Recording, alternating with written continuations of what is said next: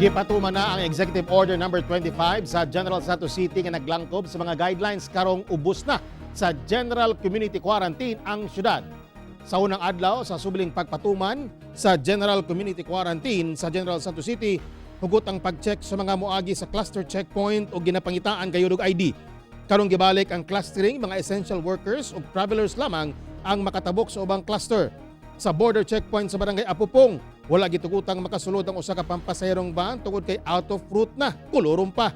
Busa ang mga sakay sa maong van gipanaog, apil ang maginahan nga dunay 1-month-old baby nga ipa-check up lang unta sa ospital.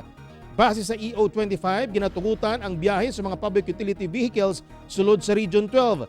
Apan kinahanglang dunay dokumento ang mga pasahero pasulod sa Gensan kung essential ba ang biyahe. Ipatuman ng GCQ kutob June 30.